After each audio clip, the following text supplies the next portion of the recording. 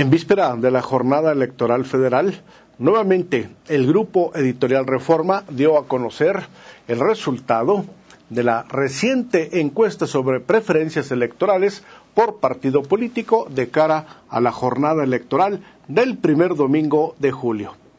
Según Reforma, el Partido Revolucionario Institucional se mantiene a la cabeza de las preferencias electorales. Muy cerca se encuentra Acción Nacional. Pero el dato más relevante que arroja este estudio de opinión pública descansa básicamente en que el voto blanco sigue creciendo. Juan Lorenzo Cimental nos presenta un resumen compacto de los principales indicadores de esta encuesta de preferencias electorales. Si hoy fueran las elecciones para renovar la Cámara de Diputados Federal, la sorpresa la daría a la nueva cuarta fuerza electoral, el voto blanco, es decir, el repudio a los partidos tradicionales y a sus candidatos. Por lo que interesa a los demás, el PRI sigue a la cabeza, aunque el PAN se acerca. Esto es lo que afirma el Grupo Reforma a través de su más reciente estudio de opinión pública cara a cara, actualizado al 14 de junio que pasó.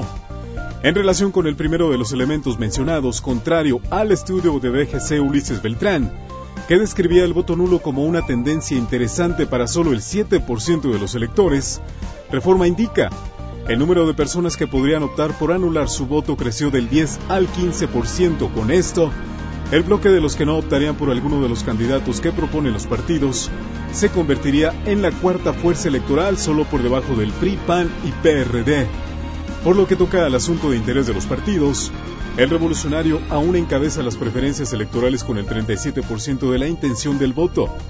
Pero 4 puntos abajo, es decir, con 33%, se ubica Acción Nacional. El PRD no levanta de su promedio histórico al atraer al 16% del electorado. Al final se agrupan el Verde Ecologista con 6%, el PT 3%, Convergencia y Nueva Alianza con el 2% cada uno, y el Socialdemócrata con riesgo de perder su registro al aglutinar a solo el 1% de los posibles electores.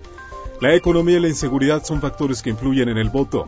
En cuanto a la economía, el PAN saca 19 puntos de ventaja al tricolor entre quienes manifiestan que su situación económica personal ha mejorado en el último año.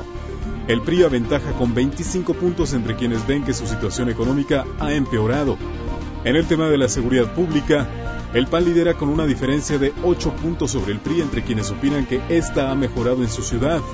Por el contrario, los priistas sacan una ventaja de 16 puntos entre quienes creen que la seguridad pública ha empeorado. A partir de hoy faltan 15 días para la elección del 5 de julio y todavía no es posible señalar a un seguro ganador. Lo que sí es posible saber es que el desencanto crece entre los electores. Hoy es la cuarta fuerza. ¿Hasta dónde llegará?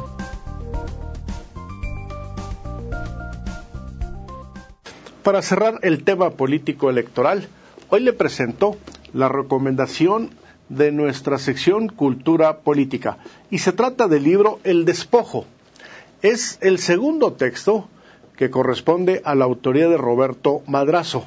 En esta ocasión, el excandidato a la presidencia de la República, postulado por el Partido Revolucionario Institucional, formula una crítica a la situación que vive nuestro país.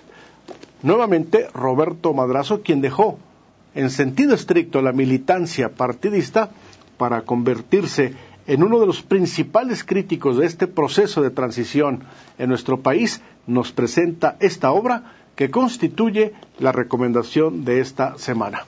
Y como ya es costumbre, mi compañero Juan Lorenzo Cimental nos permite acercarnos a través de este trabajo al contenido de esta interesante obra, El Despojo, de Roberto Madrazo. Ni el PRI ganó ni el PAN encarnó el nuevo régimen, afirma Roberto Madrazo Pintado, y va más allá. La revolución se convirtió en una simulación al servicio del sistema, el ser omnímodo que ahora pervive. Así lo dice el excandidato priista derrotado en 2006. Pero esta vez va más allá de la debacle electoral del PRI hace 3 años. Ahora intenta la respuesta para una cuestión más de fondo. ¿Por qué México vive hoy en la situación de crisis agravada en la que parece hundirse? Esto es lo que intenta responder en El Despojo, texto en el que Madrazo no hace concesiones, pues aunque critica el actuar de los dos presidentes panistas y su escaso compromiso con la transición, también escarba en las entrañas del PRI y concluye sin ambajes: el partido cayó en la simulación democrática para dar la imagen de un cambio, aunque todo siguiera igual. La revolución murió en 1946, dice Madrazo, y justamente a partir de ahí nació el zombi de una revolución simulada. Así entonces, la revolución era resucitada o se la sostenía en pie para mantener la fe de todo un pueblo, las ilusiones, los anhelos, las esperanzas en un gobierno que la traicionaba. De Felipe Calderón se encarga cuando dice: la amenaza inquietante y latente de la represión, muy a la mano porque el presidente Calderón es de mecha muy corta y de mano dura, pero también se refiere a los gobernadores estatales, y para ello usa palabras del analista Denis Dresser.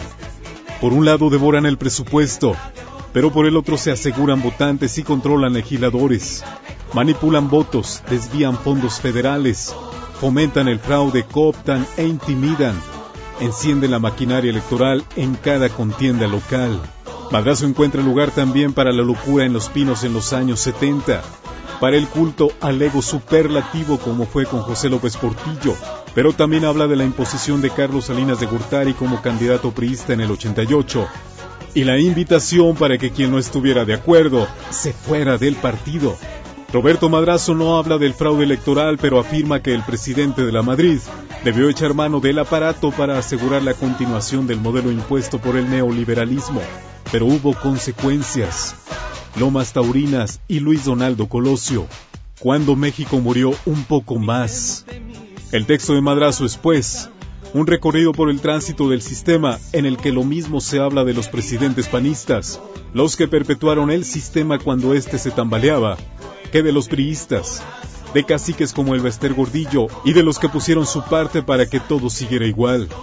Tal es el despojo, el del México que muere para que el sistema viva, porque Salinas, Zedillo, Fox o Calderón solo han sido parte de lo mismo, la perpetuación de la presidencia imperial en un México al que tantos le han quedado tanto a deber.